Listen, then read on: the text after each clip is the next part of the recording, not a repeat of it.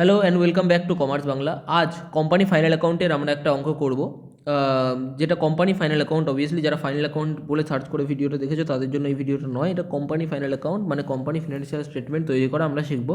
ঠিক আছে, profit and statement of profit and loss account and balance sheet statement. ঠিক আছে, এটা অবশ্যই কোম্পানি এমনি নর্মাল ফাইনাল অ্যাকাউন্টের মতনই হয় তুলনামূলকভাবে, কিন্তু প্রেজেন্টেশন ওয়াইজ একেবারে আলাদা, একেবারে অন্যরকম, কিন্তু কনসেপ্টটা সেই একই।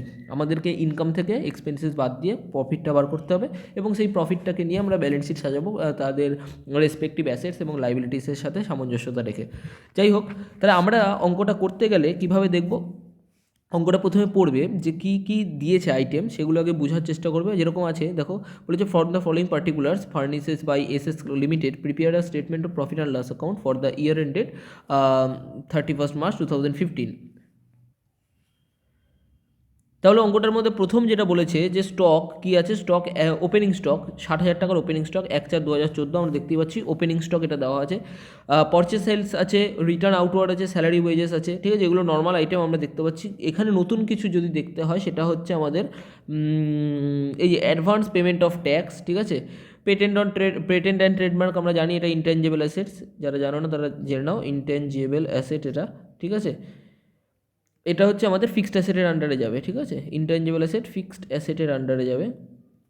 আচ্ছা, এর মধ্যে যেই ডেপ্রিসিয়েশনটা হয় এটাকে ডেপ্রিসিয়েশন না বলে আমরা অ্যামোর্টাইজেশন বলি। যাই হোক, ডেপ্রিসিয়েশন অ্যান্ড অ্যামোর্টাইজেশনের আন্ডারে এটার আবার ডেপ্রিসিয়েশন যদি থাকে তাহলে সেটা করতে হবে। আচ্ছা, তারপরে আছে অ্যাডভান্স ট্যাক্স পেমেন্ট, এটা আমাদের কাছে নতুন, তাই তো। শেয়ার ক্যাপিটাল এটা জানি, তবুও মানে অনেক অঙ্ক করেছি এর আগেও শেয়ার ক্যাপিটাল নিয়ে, তাহলে শেয়ার ক্যাপিটাল ক্যাপিটালের পার্ট, ক্যাপিটাল তো শুনেইছি। ডিভিডেন্ড ডিস্ট্রিবিউশন ট্যাক্স, ডিভিডেন্ড দেওয়ার জন্য যে ট্যাক্স দিতে হয়। ঠিক আছে, ডিভিডেন্ড ডিস্ট্রিবিউশন করার সময় ট্যাক্স করতে হয়, ট্যাক্স দিতে হয়। ঠিক আছে, দেন আছে জেনারেল রিজার্ভ জানি। ইন্ট্রিম ডিভিডেন্ড মানে বছরের মধ্যে কারেন্ট ইয়ারের প্রফিটের থেকে যদি কোম্পানি মনে করে যে আমরা এই বছরের প্রফিট হচ্ছে, সেই প্রফিট থেকেই আমরা কারেন্ট ইয়ারেই কিছু পেমেন্ট করা হয়, কারেন্ট ইয়ারের প্রফিট থেকে কারেন্ট ইয়ারেই যদি পেমেন্ট করা হয় ডিভিডেন্ড। ঠিক আছে, তাহলে সেটাকে বলা হয় কি, ইন্ট্রিম ডিভিডেন্ড। ঠিক আছে, কারেন্ট ইয়ারের প্রফিট থেকে যদি কারেন্ট ইয়ারেই ডিভিডেন্ড পেমেন্ট করা হয় সেটাকে বলা হয় ইন্ট্রিম ডিভিডেন্ড। ঠিক আছে, সাধারণত কী হয়, একটা বছরের প্রফিট করি আমরা, সেই প্রফিটটার কিছু অংশ নেক্সট ইয়ারে আমরা পে করি সাধারণত, এটা হচ্ছে নর্মাল ডিভিডেন্ড। আর যদি কারেন্ট ইয়ারের প্রফিট থেকে, যেই বছরের ব্যবসা চলছে সেই বছরের ব্যবসা করতে করতে আমাদের মনে হয়েছে প্রফিট হয়েছে কিছু, সেই প্রফিট থেকে কিছু টাকা আমরা শেয়ার হোল্ডারদেরকে ডিভিডেন্ড দিয়ে দিলাম, সেটাকে বলা হবে ইন্ট্রিম ডিভিডেন্ড। যাই হোক, কলস ইন এরিয়ার শেয়ারের যেই টাকাটা কোম্পানির পায়নি সেটাকে বলবো কলস ইন এরিয়ার। তারপরে কী বলা হয়েছে, স্টক ক্লোজিং স্টক। দেখো, ক্লোজিং স্টক বলেছে 90,000 টাকা আর 95,000 টাকা, মার্কেট ভ্যালু আর হচ্ছে কস্ট ভ্যালু। যাই হোক, যেটা আমাদের অ্যাকাউন্টিং স্ট্যান্ডার্ড 2-তে বলেছে কি কস্ট আর market value whichever is lower, তাহলে আমরা যেটা লোয়ার সেটা নেব, তার মানে 90,000 টাকাটাকে নেব। ডেপ্রিসিয়েশন অন প্ল্যান্ট, এটা ডেপ্রিসিয়েশন অ্যান্ড অ্যামোর্টাইজেশন, এটা আমাদের এক্সপেন্সেসের সাইডে যাবে। ঠিক আছে, এবং আমাদের যে ফিক্সড অ্যাসেটের থেকে, রেসপেক্টিভ ফিক্সড অ্যাসেটের থেকে এই ডেপ্রিসিয়েশনটাকে আমরা মাইনাস করে নেব। দেন বলেছে কি on 31st March 2015 outstanding salaries and wages were 15,000, এটা স্যালারি এবং ওয়েজেসের সাথে অ্যাড হয়ে যাবে এবং কারেন্ট লাইবিলিটির হেডে আমাদের এটা লিখতে হবে। Provision for taxation, short term প্রভিশনের মধ্যে রাখতে হবে, প্রভিশন বানাতে হবে, যেটা আমাদের প্রফিট বিফোর ট্যাক্স বেরোয় তার উপরে 40% আমরা প্রভিশন ফর ট্যাক্সেশন করব। এবার ডিভিডেন্ড নিয়ে যে আইটেমগুলো বলেছে সেটা একেবারে নতুন জিনিস, আমরা এটাকে দেখব কিছুক্ষণের মধ্যে। ডিভিডেন্ড ডিস্ট্রিবিউশন ট্যাক্স, এই দুটো পয়েন্ট আমরা একেবারে শেষে গিয়ে অঙ্কটা করার সময় বুঝবো। তাছাড়া এই দুটো পয়েন্ট ছাড়া আমরা দেখতেই পাচ্ছি মেজরিটি অফ দ্য পয়েন্ট আমরা সবাই প্রত্যেকেই জানি। ঠিক আছে, একেবারেই নতুন কিছু নয়, শুধু ফরম্যাটটা একটুখানি নতুন কিছু, ফরম্যাটটার মধ্যেই আমাদের একটু নতুনত্ব রয়েছে, তাছাড়া সেরকম কোনো নতুন জিনিস আমাদের চোখের সামনে পড়বে না। তাহলে আমরা কিভাবে করব, আমাদের অঙ্কটা করতে গেলে প্রথমে এই জিনিসগুলো আমাকে বানিয়ে নিতে হবে। ঠিক আছে, অঙ্কটা পড়ে যা যা আইটেম আছে সেই আইটেম ওয়াইজ একটা আমাকে জিনিস বানিয়ে নিতে হবে, সেটা হচ্ছে statement of profit and loss অ্যাকাউন্টের চার্টটা বানাতে হবে এবং ব্যালেন্স শিট স্টেটমেন্টের চার্টটা বানাতে হবে। ঠিক আছে, এই চার্টটা লিমিটেড হবে যতটা আইটেম তুমি পেয়েছো তার মধ্যেই। ঠিক আছে, যেরকম ধরো আমরা সেলস পেয়েছি, ঠিক আছে, সেলস রিটার্ন পেলেও সেটাকে কী করবো, সেলস রিটার্ন পেলে সেই সেলসের থেকেই মাইনাস করে লিখে দেবো, পারচেস থেকে পারচেস রিটার্ন মাইনাস করে লিখবো। যেরকম দেখো আমি করেছি অঙ্কটার মধ্যে, মানে আমি জাস্ট একটা চার্ট বানিয়ে নিয়েছি। ঠিক আছে, প্রত্যেকটা অঙ্কের মধ্যে এই same chart 90% of the time এই সেম চার্টটাই হবে। কিছু কিছু অ্যাডিশনাল আইটেম থাকলে অ্যাডিশনাল হেড আমাদেরকে বানিয়ে নিতে হয়, সেগুলো খুব রেয়ার। ঠিক আছে, তাছাড়াও তুমি এই আদারের মধ্যে ঢুকিয়ে দিতে পারো। দেখো, যেরকম রেভিনিউ ফ্রম অপারেশনস বলতে সেলস বোঝাচ্ছে, সেলস যা করেছে সেটা হচ্ছে রেভিনিউ ফ্রম অপারেশনসে যাবে। দেন হচ্ছে কি আদার ইনকাম। আদার ইনকামের মধ্যে আমরা কি করব, আদার ইনকাম যা যা আদার ইনকাম, লাইক ধরো একটা কোম্পানিতে মানে কোম্পানি কোনো জায়গায় ইনভেস্টমেন্ট করেছে, সেখান থেকে কোনো ডিভিডেন্ড পেয়েছে, ঠিক আছে। একটা কোম্পানি কোথাও টাকা জমা রেখেছে ফিক্সড ডিপোজিট, সেখান থেকে কোনো ইন্টারেস্ট পেয়েছে, কাউকে লোন দিয়েছে, সেখান থেকে কোনো ইন্টারেস্ট পেয়েছে, এগুলো সব আদার ইনকামের মধ্যে চলে আসে। দেন টোটাল রেভিনিউ করবো কী করে, সেলসের সাথে আদার ইনকামকে যোগ করব, টোটাল রেভিনিউ আমরা পেয়ে যাব। দেন আছে কি আমাদের টোটাল রেভিনিউ পেয়ে যাওয়ার পরে এক্সপেন্সেস দিতে হবে। এক্সপেন্সেসের দিকটা একটুখানি গুরুত্বপূর্ণ, রেভিনিউয়ের দিকটা অতটা বেশি গুরুত্বপূর্ণ নয়, সবাই করে আসতে পারবে, ঠিক আছে। কেউ এই জায়গাগুলো স্কিপ করবে না, এগুলোতে প্রত্যেকটা পার্ট মার্কিং আছে, মানে প্রত্যেকটা স্টেপে তোমার মার্কস থাকবে, তাই জন্য প্রত্যেকটা স্টেপ তোমাকে ভালো করে যেতে হবে। তাহলে রেভিনিউ ফ্রম অপারেশনস বুঝলাম, আদার ইনকাম বুঝলাম, টোটাল রেভিনিউ করে ফেললাম দুটোকে মিলিয়ে। দেন হচ্ছে কি আমাদের এক্সপেন্সেস। এক্সপেন্সেসের মধ্যে পারচেসেস যাচ্ছে, পারচেসের থেকে লেস রিটার্ন, মানে নেট পারচেস, এটাকে বলতে পারি আমরা নেট পারচেস, ঠিক আছে। মানে রিটার্নটাকে মাইনাস করার পরে আমাদের যেই পারচেসটা পড়ে থাকবে সেটা হচ্ছে নেট পারচেস। এবার হচ্ছে কি চেঞ্জেস ইন ইনভেন্টারি, এটা সবথেকে গুরুত্বপূর্ণ একটা জিনিস, অনেকে ভুল করো। ওপেনিং মাইনাস ক্লোজিং করতে হবে, ঠিক আছে। ওপেনিং যদি ধরো 100 আছে, ক্লোজিং যদি 300 আছে, তাহলে এখানটাতে নেগেটিভ 200 যাবে। এটা কিন্তু majority of the time negative থাকে। এই যে changes in inventory, opening stock minus closing stock করতে হবে, আর মেজরিটি অফ দ্য টাইম এটা কী হবে, নেগেটিভ থাকবে, কারণ ওপেনিং স্টক বেশি থাকে ক্লোজিং স্টকের থেকে। অনেক অঙ্কে আবার কি একটু ঘুরিয়ে দেওয়া হয়, যে বলা হয় যে আমার ইনভেন্টারি বা স্টক চেঞ্জ হয়েছে বা স্টক বৃদ্ধি পেয়েছে বা বেড়েছে, ইনক্রিজ ইন স্টক অফ ₹5,000 এরকম বলে দিল, তাহলে ডাইরেক্ট এই -5,000 তুমি লিখে দেবে, তোমাকে ওখানে আর কম্পেয়ার করতে হচ্ছে না। বোঝাতে পারলাম? এবার হচ্ছে employee benefit expenses. Employee benefit expenses মানে হচ্ছে আমাদের যে এমপ্লয়ীদেরকে যা যা মানে এমপ্লয়ীদের পেছনে যা যা খরচা করা হয়, লাইক আমাদের স্যালারি দিতে হয়, ওয়েজেস দিতে হয়, এইগুলো আমরা অঙ্কে এইমাত্র পড়লাম, স্যালারি ওয়েজেস, সেইগুলো আমরা কোথায় লিখবো, এমপ্লয়ি বেনিফিট এক্সপেন্সেসে লিখবো। Then depreciation and amortisation. Depreciation and amortisation কোথায় যাবে, ডেপ্রিসিয়েশন অ্যান্ড অ্যামোর্টাইজেশন কোথা থেকে আসলো, ওই যে আমাদের অ্যাসেটসগুলো ডেপ্রিসিয়েশন এবং অ্যামোর্টাইজেশন হচ্ছিল 5%, 15% এই সমস্ত পড়েছিলাম আমরা, সেগুলো আমরা ডেপ্রিসিয়েশন অ্যান্ড অ্যামোর্টাইজেশনে লিখবো। আদার এক্সপেন্সেসের মধ্যে আর বাকি যা যা এক্সপেন্সেস আছে, যেটা বুঝতে পারছিলে না, এই খরচা বুঝতে পারছিলে, কোথায় লিখবো বুঝতে পারছিলে না, লাইক ডিসকাউন্ট অ্যালাউ করে দিয়েছিল, আদার এক্সপেন্সেসে ঢুকিয়ে দাও। বোঝা গেল? ঠিক আছে। তাহলে এই জিনিসগুলো, অডিট ফিজ, যা যা খরচা আছে তোমার মাথায়, আর যা যা খরচা তুমি অঙ্কে পাবে, যেগুলোকে খরচা বা লস তোমার মনে হয়েছে, সেগুলোকে আদার এক্সপেন্সেসের মধ্যে ঢুকিয়ে দেবে, ঠিক আছে। তারপরে টোটাল এক্সপেন্সেস পেয়ে যাবো সমস্ত খরচাগুলোকে যোগ করে। দেন আমরা কী করব, সমস্ত কিছু বিয়োগক্রিয়, মানে রেভিনিউ থেকে এক্সপেন্সেসগুলোকে বিয়োগ করে আমাদের বেরিয়ে যাবে প্রফিট বিফোর ট্যাক্স, ঠিক আছে। আমাদের হয়ে গেল statement of profit and loss account, হয়ে গেল 5টা নাম্বার আমাদের চলে আসলো, ঠিক আছে।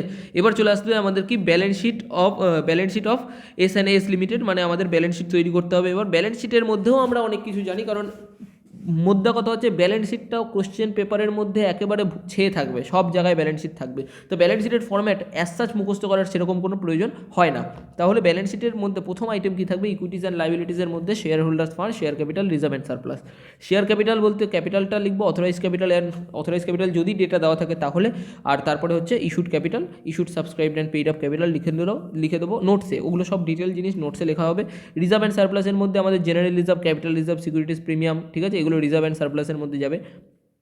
তারপরে হচ্ছে নন কারেন্ট লাইবিলিটির মধ্যে যে মানে পার্সেন্টেজ ডিবেঞ্চার থাকে, তোমার হচ্ছে লোন থাকে, লং টার্ম বরোয়িংস থাকে, এগুলো হচ্ছে আমাদের কি তোমার হচ্ছে রিজার্ভ অ্যান্ড সারপ্লাসের মধ্যে গেল, নন কারেন্ট লাইবিলিটিসের মধ্যে গেল। তারপরে হচ্ছে কি কারেন্ট লাইবিলিটিসের মধ্যে trade payables, other current liabilities, short term provisions. Trade পেবেলসের মধ্যে কি থাকে, ক্রেডিটার্স থাকে, ঠিক আছে। ট্রেড পেবেলসের মধ্যে ক্রেডিটার্স থাকে, বিলস পেবেল থাকে, এগুলো হচ্ছে ট্রেড পেবেলের মধ্যে চলে গেল। আদার কারেন্ট লাইবিলিটিসের মধ্যে আর যা যা কারেন্ট লাইবিলিটিস হতে পারে, ঠিক আছে, সেগুলো ঢুকিয়ে দিলাম। যদি বুঝতে পারছো কারেন্ট লাইবিলিটি, যেরকম ধরো আউটস্ট্যান্ডিং স্যালারি অ্যান্ড ওয়েজেস, সেটা আদার কারেন্ট লাইবিলিটির মধ্যে ঢুকিয়ে দিলাম। আউটস্ট্যান্ডিং স্যালারি অ্যান্ড ওয়েজেস এইমাত্র পেলাম আমরা অঙ্কটার মধ্যে। তারপরে কী আছে, শর্ট টার্ম প্রভিশনের মধ্যে প্রভিশন ফর ট্যাক্স চলে আসতে পারে, ঠিক আছে। আচ্ছা, এরপরে হয়ে গেল টোটাল করে ফেললাম। টোটাল করার পরে আমাদের বেরিয়ে গেল কি আমাদের টোটাল করে নেওয়ার পরে আমাদের বেরিয়ে গেল ইকুইটিজ অ্যান্ড লাইবিলিটিসের টোটাল। আচ্ছা, তারপরে বেরোবে কি অ্যাসেটসের মধ্যে নন কারেন্ট অ্যাসেট আর কারেন্ট অ্যাসেট, দুটোই ক্লাসিফিকেশন, সিম্পল ব্যাপার একেবারে, কারেন্ট অ্যাসেট আর non current asset. Non current অ্যাসেটের মধ্যে ফিক্সড অ্যাসেট পড়ছে, ফিক্সড অ্যাসেটের মধ্যে আবার দুটো ভাগ, ট্যাঞ্জেবল ফিক্সড অ্যাসেট আর intangible fixed asset. Tangible fixed asset কোনগুলো, ট্যাঞ্জেবল ফিক্সড অ্যাসেট হচ্ছে আমাদের সেই অ্যাসেটগুলো যেগুলো আমরা স্পর্শ করতে পারি, দেখতে পারি, ঠিক আছে, সেগুলো হচ্ছে আমাদের কি ট্যাঞ্জেবল ফিক্সড অ্যাসেট। লাইক তোমার হচ্ছে বিল্ডিং, ঠিক আছে, তোমার plant and machinery, furniture and fixture, these are tangible fixed asset. Intangible fixed asset refers to those assets which we can not see or touch, right? The example would be তোমার goodwill হতে পারে, patent হতে পারে, trademark হতে পারে, copyright হতে পারে, এগুলো হচ্ছে আমাদের কি ইনট্যাঞ্জিবল অ্যাসেটস।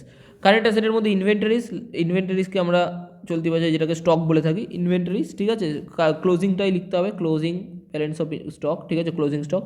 দেন হচ্ছে ট্রেড রিসিভেবলের মধ্যে ডেটার্স আছে, বিলস রিসিভেবল আছে, ক্যাশ অ্যান্ড ক্যাশ ইকুইভ্যালেন্টের মধ্যে ক্যাশ চলে গেল আর ব্যাংক চলে গেল। আদার কারেন্ট অ্যাসেটসের মধ্যে আর যদি কোনো কারেন্ট অ্যাসেট থাকে, যেরকম ধরো অ্যাডভান্স ট্যাক্স পেমেন্ট করেছে, সেখান থেকে তারা ইকোনমিক বেনিফিট পাবে, ঠিক আছে, এরকম কারেন্ট অ্যাসেটগুলো আমরা কী করব, এর মধ্যে লিখে দেবো। ঠিক আছে, এবার চলে আসি অঙ্কটার মধ্যে আর অঙ্কটা সলভ করা শুরু করি। তাহলে অঙ্কটার মধ্যে প্রথমে আছে স্টক। স্টক আছে 60,000 টাকা, আর একটা স্টক আছে ক্লোজিং স্টক, ঠিক আছে, কত টাকা, 90,000 টাকা। এক এক করে দেখবো, এক এক করে নিপটাতে শুরু করে দেবো, ঠিক আছে। কী কী আছে, তোমার হচ্ছে 60,000 টাকা ওপেনিং স্টক, 90,000 টাকা closing stock. Opening minus closing, changes in inventory. Changes in inventory আমাদের কত হয়ে যাচ্ছে, চেঞ্জেস ইন ইনভেন্টারিতে ওপেনিং মাইনাস ক্লোজিং করে চেঞ্জেস ইন ইনভেন্টারি আমাদের হয়ে গেল তোমার 30,000 টাকা। কিসে যাবে, নেগেটিভ না পজিটিভ, নেগেটিভ, ঠিক আছে। চেঞ্জেস ইন ইনভেন্টারি একটা আইটেম আমরা কমপ্লিট করে দিলাম দুটো জায়গা থেকে, ঠিক আছে।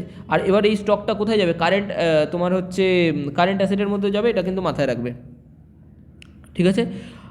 ইনভেন্টারিজের মধ্যে ক্লোজিং স্টকটা 90,000-এর। দেন আছে পারচেস অ্যান্ড সেলস। পারচেসে 2,40,000, সেলস আছে 3,60,000 টাকা। তাহলে পারচেস 2,40,000, সেলস আছে 3,60,000 টাকা। এবার দেখে নেবো কোনো রিটার্ন আছে নাকি, রিটার্ন থাকলে নেট অফ করে নিতে হবে। তাহলে পারচেস আছে 2,40,000, সেলস আছে 3,60,000 টাকা। আচ্ছা, তাহলে আমরা দেখব কি যে পারচেস এবং সেলসের মধ্যে কোনো রিটার্ন আছে নাকি। দেখো রিটার্ন আউটওয়ার্ড বলে একটা আছে, আর তাছাড়া কোনো রিটার্ন নেই। তাহলে রিটার্ন আউটওয়ার্ড মানে রিটার্ন বেরোচ্ছে, রিটার্ন যাচ্ছে, পারচেস রিটার্ন অবভিয়াসলি পারচেস থেকে লেস হবে। তাহলে পারচেস থেকে আমরা রিটার্ন আউটওয়ার্ডটাকে লেস করে দেবো 10,000 টাকা। তাহলে আমরা পেয়ে গেলাম পারচেসটাও পেয়ে গেলাম, নেট পারচেস কত, 2,30,000 টাকা। 2,30,000 হচ্ছে আমাদের নেট পারচেস, ভালো করে দেখে নাও। 2,40,000 থেকে 10,000 মাইনাস করে 2,30,000 টাকা নেট পারচেস, আর 3,60,000 টাকা আমাদের সেলস। তাহলে সেলস হচ্ছে রেভিনিউ ফ্রম অপারেশন 3,60,000 টাকা, আর পারচেস হচ্ছে আমাদের কি 2,30,000 টাকা। সরি, নোটের মধ্যে লিখে দিয়েছি 2,30,000 টাকা আমাদের পারচেস। বোঝা গেল? তাহলে পারচেসও হয়ে গেল, সেলসও হয়ে গেল। আদার ইনকাম দেখবো কোনো আছে কিনা। আদার income like interest received, rent received, এগুলো হচ্ছে আমাদের সমস্ত কিছু কি আদার ইনকাম।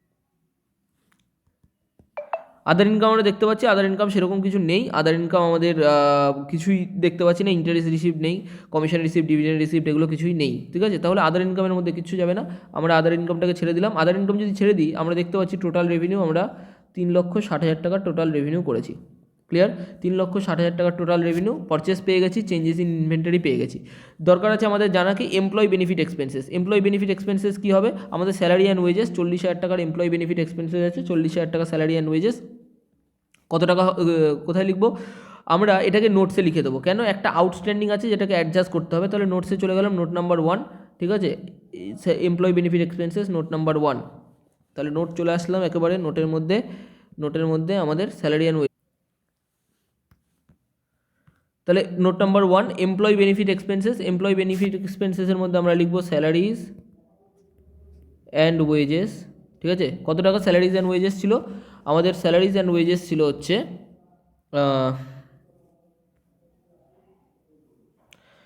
40,000 টাকা। তাহলে 40,000 টাকা লিখলাম। আর আমরা কি করব, অ্যাড করব আউটস্ট্যান্ডিং,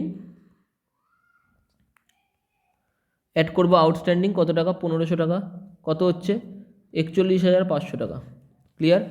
41,500 টাকা আমাদের হচ্ছে স্যালারিজ অ্যান্ড ওয়েজেস চলে আসলো আমাদের এমপ্লয় বেনিফিট এক্সপেন্সেসে, 41,500 টাকা, ঠিক আছে, এমপ্লয় বেনিফিট এক্সপেন্সেস। এবার চলে আসবে depreciation and amortisation. Depreciation amortization কার হবে, ডেপ্রিসিয়েশন অ্যান্ড অ্যামোর্টাইজেশন হবে আমাদের প্ল্যান্ট অ্যান্ড মেশিনারির, ফার্নিচার অ্যান্ড ফিক্সচার, আর হচ্ছে তোমার পেটেন্টস অ্যান্ড ট্রেডমার্কসের। এই তিনটে জিনিসের উপর আমাদের ডেপ্রিসিয়েশন অ্যান্ড অ্যামোর্টাইজেশন হবে। এই পয়েন্টে বলেছে 10%, 15% অ্যান্ড 5%। প্ল্যান্ট অ্যান্ড মেশিনারি 10%, খুব ইজিলি আমরা বলতে পারবো প্ল্যান্ট অ্যান্ড মেশিনারি 10% 5,000 টাকা হবে, ঠিক আছে। তোমার এটা হচ্ছে 5,000 টাকা পেয়ে গেলাম। এখানে ফার্নিচার অ্যান্ড ফিটিংসের ওপর 15%, মানে 10% 1,100, আর 550 কত হচ্ছে 1,650, ঠিক আছে। এবার হচ্ছে পেটেন্ট অ্যান্ড ট্রেডমার্কের মধ্যে আছে কত টাকা, 5,000 টাকা আছে। 5,000 টাকার মধ্যে আমাদের 5% হবে 250 টাকা, ঠিক আছে। তাহলে 250 টাকা আরও অ্যাড করো, তাহলে কত হচ্ছে 5,000, 1,650 আর 250, তাই তো। আমাদের ডেপ্রিসিয়েশন অ্যান্ড অ্যামোর্টাইজেশনে প্ল্যান্ট অ্যান্ড মেশিনারির ওপর পুরো কথাটা তোমরা লিখে নেবে 5,000 টাকা, ফার্নিচার অ্যান্ড ফিক্সচারের ওপর তোমার হচ্ছে 1,650 টাকা, আর তোমার ইয়ের ওপর ওই যে পেটেন্টস অ্যান্ড ট্রেডমার্কসের ওপর তোমার হচ্ছে 250 টাকা। তাহলে টোটাল কত হয়ে গেল 5, 6,000, 6,000, 6,900 টাকা, ঠিক আছে। তাহলে 6,900 টাকা আমরা লিখে দেবো কোথায়, ডেপ্রিসিয়েশন অ্যান্ড অ্যামোর্টাইজেশনের হেডে। ডেপ্রিসিয়েশন অ্যান্ড অ্যামোর্টাইজেশনের হেডে 6,900 টাকা 2 নম্বর নোট, ঠিক আছে। আদার এক্সপেন্সেসে এবার আর যা যা এক্সপেন্সেস হতে পারে, ঠিক আছে, সব আদার এক্সপেন্সেসের মধ্যে ঢুকিয়ে দেবো। আদার এক্সপেন্সেসের মধ্যে কী কী যেতে পারে বলো। আদার এক্সপেন্সেসের মধ্যে রেন্ট যেতে পারে, এই যে রেন্ট আছে, কত টাকার রেন্ট আছে, রেন্ট আছে 4,200 টাকার। সানড্রি এক্সপেন্সেস আছে 7,200 টাকার। আর তোমার সেরকম কোনো এক্সপেন্সেস নেই, তাহলে 4,200 এবং 7,000 টাকা আমাদের হচ্ছে আদার এক্সপেন্সেসের মধ্যে যাবে। তাহলে আদার এক্সপেন্সেসের মধ্যে আমরা লিখব রেন্ট, ঠিক আছে, 4,200 টাকা। আর তোমার সানড্রি এক্সপেন্সেস বা আদার এক্সপেন্সেস যা ছিল, সানড্রি এক্সপেন্সেস 7,000 টাকা। টোটাল চলে আসলো কত টাকা, 7,000 আর হচ্ছে তোমার 4,200, 11,200 টাকা, ঠিক আছে। এটা আদার এক্সপেন্সেসে 11,200 টাকা আমরা লিখে দিলাম। 11,200 টাকা নোট নাম্বার 3। তাহলে টোটাল এক্সপেন্সেস করবো আমরা, টোটাল এক্সপেন্সেস ক্যালকুলেটার বার করে নিলাম। ক্যালকুলেটারে টোটাল এক্সপেন্সেস কত টাকা হচ্ছে, 11,200 টাকা যোগ তোমার 6,900 টাকা যোগ 41,500 টাকা যোগ 30,000 টাকা যোগ 30,000 টাকা বিয়োগ হবে, ঠিক আছে। 30,000 টাকা বিয়োগ করে দেবো, 30,000 টাকা আমাদের বিয়োগ হবে, আর যোগ করব হচ্ছে 2,30,000 টাকা। তাহলে 2,59,000 টাকা আমাদের হচ্ছে প্রফিট বিফোর ট্যাক্স, এটা হচ্ছে আমাদের 2,59,000 টাকা, 59,600 টাকা আমাদের কি, 2,59,600 আমাদের হচ্ছে এক্সপেন্সেস। টোটাল এক্সপেন্সেস হচ্ছে 2,59,600 টাকা, ঠিক আছে। এবার আমরা টোটাল এক্সপেন্সেস থেকে টোটাল ইনকামকে, মানে টোটাল ইনকাম থেকে টোটাল এক্সপেন্সেসকে মাইনাস দেবো। 3,60,000 থেকে 2,59,600 আমরা মুখোমুখি করতে পারি। তাহলে 3,60,000 থেকে আমাদের যদি মাইনাস করে দিই, আমাদের অ্যান্সার বেরিয়ে যাচ্ছে 1,04,000 টাকা হচ্ছে আমাদের প্রফিট বিফোর ট্যাক্স। তাহলে 1,004,000 হচ্ছে আমাদের প্রফিট বিফোর ট্যাক্স, বোঝা গেল। তাহলে প্রফিট বিফোর ট্যাক্স আমরা পেয়ে গেলাম। প্রফিট বিফোর ট্যাক্স হয়ে গেল মানে আমাদের প্রফিট অ্যান্ড লস স্টেটমেন্ট তৈরি হয়ে গেছে। এইটুকুনি সময়ের মধ্যে আমরা প্রফিট অ্যান্ড লস স্টেটমেন্ট তৈরি করতে পেরেছি, ঠিক আছে। তারপরে কি আছে, অবশ্যই আমার এই চারটা টানা ছিল, তোমরা এই চারটা মুখস্থ করে নাও বা লিখে যত প্র্যাকটিস করে মুখস্থ করতে পারো মুখস্থ করে নাও। চারটা খুব ইজি।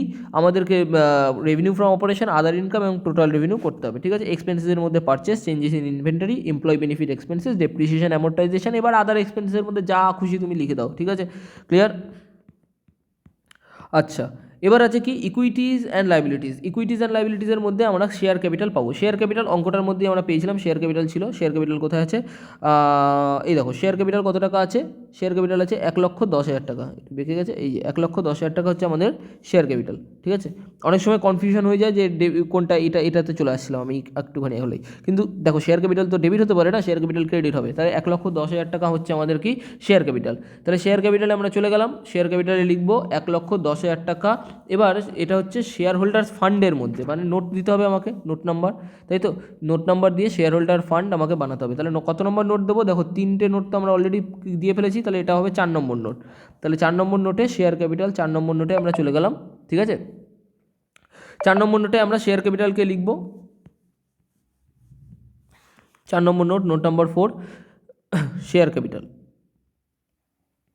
শেয়ার ক্যাপিটাল লিখলেই অবশ্যই কী করে নেবে, অথরাইজ শেয়ার ক্যাপিটাল একটা, মানে এটা ফর্ম্যালিটিস। অথরাইজ অঙ্কে দেওয়া থাকলে ভালো, না দেওয়া থাকলে ওটাকে রেখে দেবে এমনি নর্মালি, অথরাইজড ক্যাপিটাল, ঠিক আছে। তারপরে হচ্ছে ইস্যুড ক্যাপিটাল,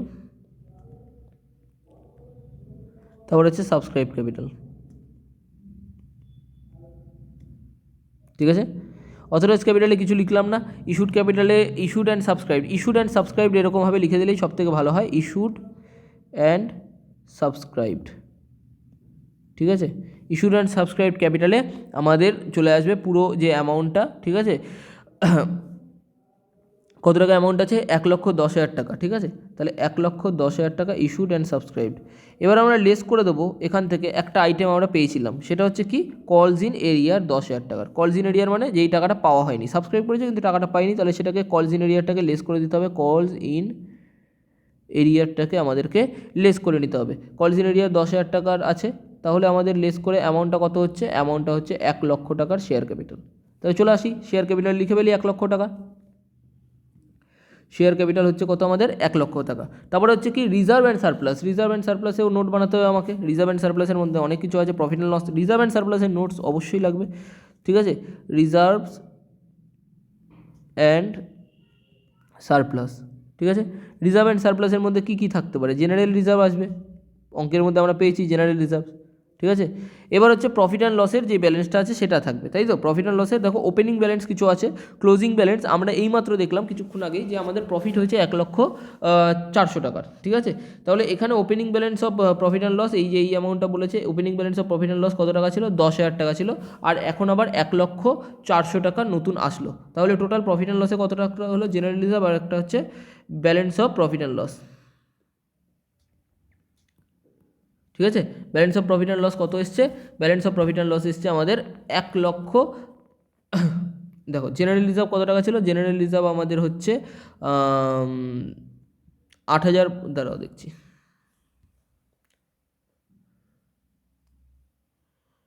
জেনারেল রিজার্ভে দেখো জেনারেল রিজার্ভ আছে হচ্ছে আমাদের 8,500 টাকা, ঠিক আছে। এটা হচ্ছে আমাদের জেনারেল রিজার্ভ। আবার নিচে কিছু বলেছিল, নিচে বলেছিল দেখো the transfer 5,000 to general reserve, তাহলে আরও 5,000 টাকা জেনারেল রিজার্ভে যোগ হচ্ছে।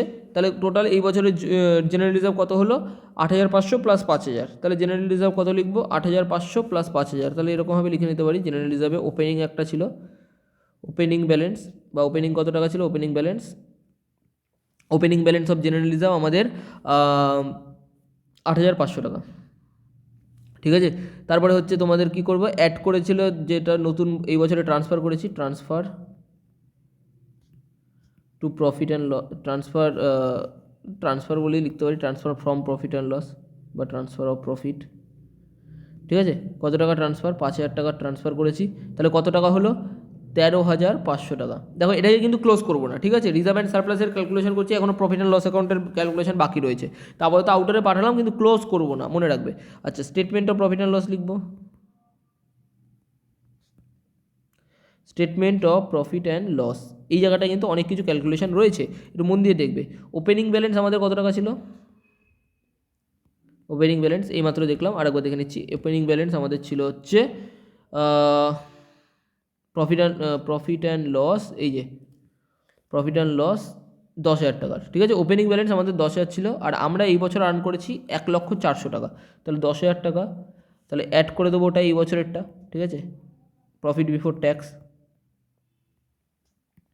প্রফিট বিফোর ট্যাক্স কত, 1,04,000 টাকা, ঠিক আছে। তাহলে কত হয়ে গেল, 1,10,400 টাকা, 1,10,400 টাকা আমাদের কাছে প্রফিট ছিল, ঠিক আছে।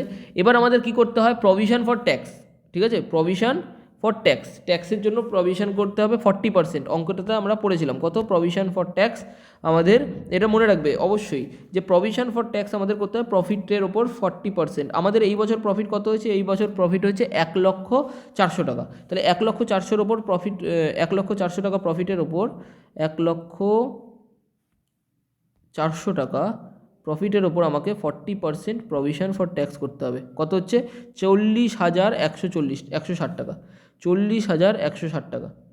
তাহলে ওটা লেস করে দেবো, লেস প্রভিশন ফর ট্যাক্স @40%, ঠিক আছে। @40%, কত কী করে হলো, 1,04,000 গুণ 40%, ঠিক আছে। কত টাকা হয়, 40,160 টাকা হয়, বোঝা গেল প্রভিশন ফর ট্যাক্স। এবার আমরা দেখেছি যে রিজার্ভে কী করা হয়েছে, রিজার্ভে 5,000 টাকা ট্রান্সফার করা হয়েছে প্রফিটের থেকে, তাই তো। এটাকে আমরা মাইনাস করব, transfer to general reserve, transfer to general reserve কত টাকা হয়েছে, ট্রান্সফার টু জেনারেল রিজার্ভ আমাদের হয়েছে হচ্ছে 5,000 টাকা, এটাকেও লেস করতে হবে, প্রফিটের থেকে কমে গেল, সরিয়ে দিলাম। আচ্ছা, আর একটা জিনিস আমাদেরকে মনে রাখতে হবে যে প্রফিটের থেকে যা যা জিনিস আমরা সরাচ্ছি, প্রফিটের থেকে কী কী সরাই আমরা, জেনারেল রিজার্ভে টাকা সরালাম, ট্যাক্সের জন্য টাকা সরালাম, আর হচ্ছে ডিভিডেন্ড দিয়ে দিয়েছি। দেখো ইন্ট্রিম ডিভিডেন্ড 10% দিয়ে দিচ্ছি, আর ফাইনাল ডিভিডেন্ড 15%। ঠিক আছে, তাহলে ইন্ট্রিম ডিভিডেন্ড কত টাকা দেওয়া হয়েছে? ইন্ট্রিম ডিভিডেন্ড দেওয়া হয়েছে আমাদের হচ্ছে অলরেডি দেওয়া হয়ে গেছে, ইন্ট্রিম ডিভিডেন্ড পেইড করা হয়ে গেছে 10,000 টাকা। ঠিক আছে, ইন্ট্রিম ডিভিডেন্ড অলরেডি পেইড করা হয়ে গেছে 10,000 টাকা এই বছরের প্রফিটের থেকে। তাহলে কত হবে? ইন্ট্রিম ডিভিডেন্ড লেস করব, ইন্ট্রিম ডিভিডেন্ড 10,000 টাকা আমরা অলরেডি পে করে ফেলেছি। তাহলে এটা প্রফিট, আমাদের ইন্ট্রিম ডিভিডেন্ড মানে কারেন্ট ইয়ারের প্রফিট থেকে কারেন্ট ইয়ারেই আমাদের ডিস্ট্রিবিউট করা হয়ে গেছে ইন্ট্রিম ডিভিডেন্ড। এবার হচ্ছে বলা হয়েছে ডিভিডেন্ড দেবে, কত টাকা ডিভিডেন্ড দেবে বলছে? 10% ইন্ট্রিম ডিভিডেন্ড, ওটা তো ডিক্লেয়ার্ড হয়েছে, ঠিক আছে। আর হচ্ছে 15% ইন্ট্রিম ডিভিডেন্ড দেবে, আরও ডিভিডেন্ড দেবে লাভের থেকে। তাহলে টাকাটা সরিয়ে রাখতে হবে, এটাকে বলতে হবে প্রপোজ ডিভিডেন্ড বা মানে প্রভিশন ফর ডিভিডেন্ড। ঠিক আছে, প্রপোজ ডিভিডেন্ডই বলা হয় এটাকে। ডিভিডেন্ড ডিক্লেয়ার করে দিয়েছে, কত ফাইনাল ডিভিডেন্ড কত দেবে? 15%। 15% কার ওপর ক্যালকুলেট করবো? দেখো শেয়ার ক্যাপিটাল যা আছে তার ওপর। শেয়ার ক্যাপিটাল কত আছে? 1,10,000 থাকলেও কলজিন এরিয়ার আছে 10,000 টাকার। 1,10,000 টাকা শেয়ার ক্যাপিটাল থাকলেও কলজিন এরিয়ার আছে আমাদের কত? 10,000 টাকা। তাহলে 10,000 যদি কলজিন এরিয়ার থাকে, ওরা তো টাকা দেয়নি, তাহলে ওদেরকে ডিভিডেন্ড দেওয়া হবে না। যারা টাকা দিয়েছে তাদেরকে ডিভিডেন্ড দেবো। কারা টাকা দিয়েছে? 1,00,000। শেয়ার ক্যাপিটাল এখন কারেন্টলি কত আছে? 1,00,000। তাহলে 1,00,000-এর ওপর আমরা কী করবো? 15% ডিভিডেন্ড দেবো বলে তাদেরকে ঠিক করবো, তাই তো? তাহলে এটাকে বলবো প্রপোজ ডিভিডেন্ড। প্রপোজ ডিভিডেন্ড যারা হচ্ছে পে করেছে টাকা, তাহলে 1,00,000-এর ওপর 15% কত হয়? 15,000 টাকা। বোঝা গেল? 1,00,000-এর ওপর 15% 15,000 টাকা। ক্লিয়ার? আচ্ছা, তারপরে কি করতে হবে আমাদেরকে? এবার আছে একটা dividend distribution tax. Dividend distribution tax আমাদের এখানটাতে দেওয়া।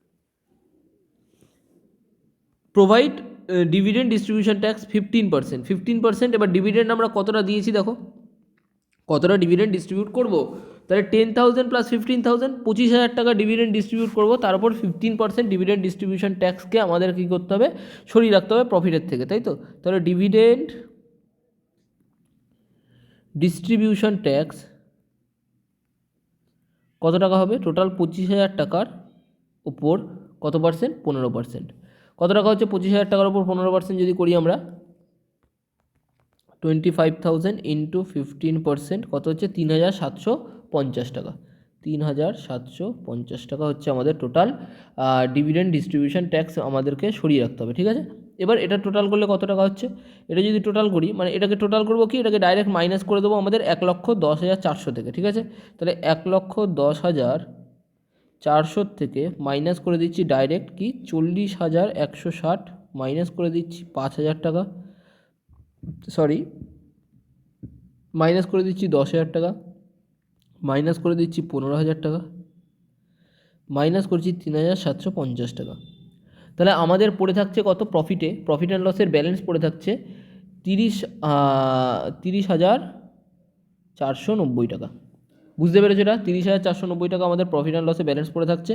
এবার আমাদের যে দুটো মিলিয়ে হচ্ছে আমাদের রিজার্ভ অ্যান্ড সারপ্লাস। রিজার্ভ আছে হচ্ছে 13,500 টাকা, আর সারপ্লাস আছে আমাদের কত, মানে প্রফিট আছে আমাদের কত? 30,490 টাকা। তাহলে এটার সাথে সরি, এই যে অ্যান্সারটা কী হলো, সরি 30,000 লিখে দিয়েছি, 36,490।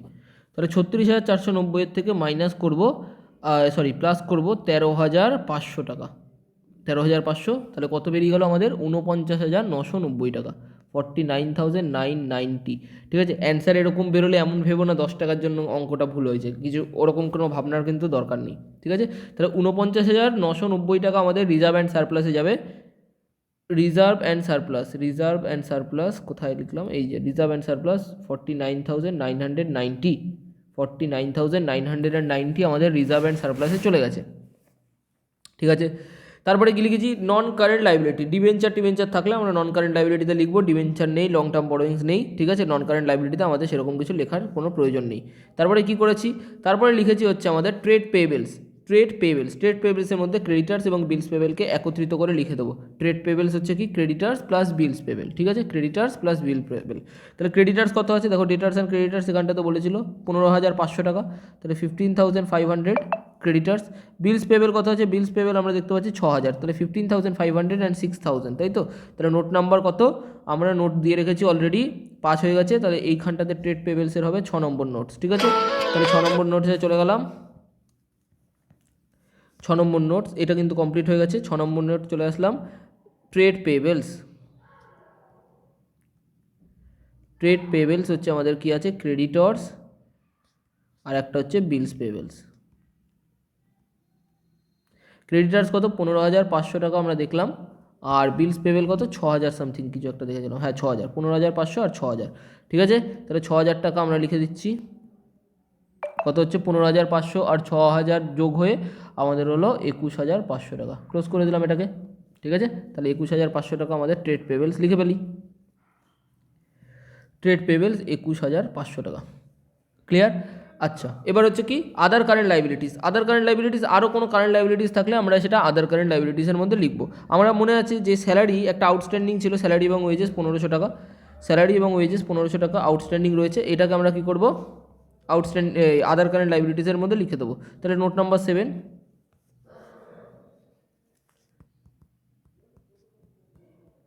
আদার কারেন্ট লাইবিলিটিস কত টাকা? কি বলে লিখবো? আউটস্ট্যান্ডিং স্যালারি অ্যান্ড ওয়েজেস কত টাকা? 1,500 টাকা, ঠিক আছে? ডাইরেক্ট 1,500 টাকা, এটা ক্লোজ করে দাও, কোনো কিছু নেই, আর কিচ্ছু নেই আদার কারেন্ট লাইবিলিটিসে। তাহলে আদার কারেন্ট লাইবিলিটিসে 1,500 টাকা। এবার আসলো কি শর্ট টার্ম প্রভিশন, খুব ইম্পর্টেন্ট জিনিস। শর্ট টার্ম প্রভিশনে কী আছে আমাদের? শর্ট টার্ম প্রভিশনে আমাদের সাধারণত কী থাকবে? শর্ট টার্ম প্রভিশনে যা যা টাকা আমরা দেবো বলেছি কিন্তু এখনও পর্যন্ত দিইনি, ঠিক আছে, তাদের জন্য টাকা সরিয়ে রেখেছি। এমন কোনো টাকা যেটা আমরা দিইনি কিন্তু সরিয়ে রেখেছি পরে দেবো বলে, সেরকম কী কী আছে? ডিভিডেন্টের টাকা যেটা এখনও পে করিনি, ইন্ট্রিম ডিভিডেন্ট নয় কিন্তু প্রপোজ ডিভিডেন্ট, যেটা আমরা প্রপোজ করেছি এখনও পর্যন্ত দিতে পারিনি, ঠিক আছে?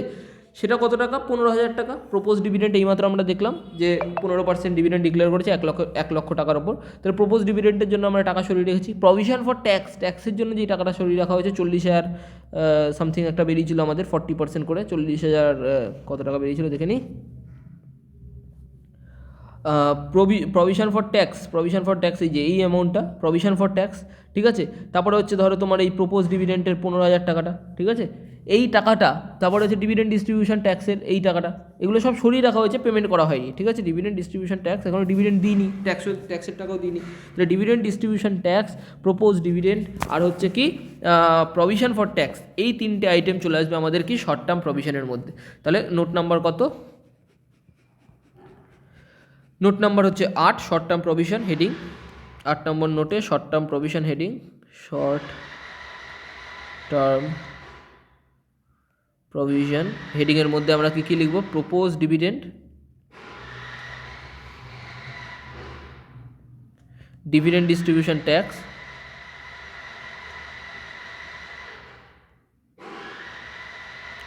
আর একটা হচ্ছে আমাদের কি provision for tax, provision for tax. আচ্ছা, প্রপোজ ডিভিডেন্ড আমাদের কত টাকা আছে? প্রপোজ ডিভিডেন্ড 15,000 টাকা দেবো বলেছি, ডিভিডেন্ড ডিস্ট্রিবিউশন ট্যাক্স 3,750, আর প্রভিশন ফর ট্যাক্স আছে হচ্ছে 40,160। টোটাল করলে কত হচ্ছে? এই তিনটেকে টোটাল করব, 15,000 টাকা, 3,750 টাকা আর 40,160 টাকা। 15,000 যোগ 3,750 যোগ 40,160, তাহলে কত হলো? 58,910, ঠিক আছে? তাহলে এটা আমাদের চলে আসলো শর্ট টার্ম প্রভিশনসের মধ্যে 58,910 টাকা। তাহলে 58,910, 910 টাকা, তাই তো? না 190 কী ছিল? হ্যাঁ 910 টাকা। তাহলে এটা আমাদের হয়ে গেল প্রভিশন ফর ট্যাক্স, এই শর্ট টার্ম প্রভিশনও আমাদের হয়ে গেল। তো শর্ট টার্ম প্রভিশন হয়ে গেল মানে আমাদের লাইবিলিটি কমপ্লিট। টোটাল করে ফেলো লাইবিলিটি, টোটাল লাইবিলিটি কত হচ্ছে? টোটাল লাইবিলিটি আমাদেরকে এখন ক্যালকুলেট করতে হবে। দেখো 99.9% কমপ্লিট হয়ে গেছে কিন্তু। তাহলে 1,500 যোগ 21,500 যোগ 49,990, ঠিক আছে? সরি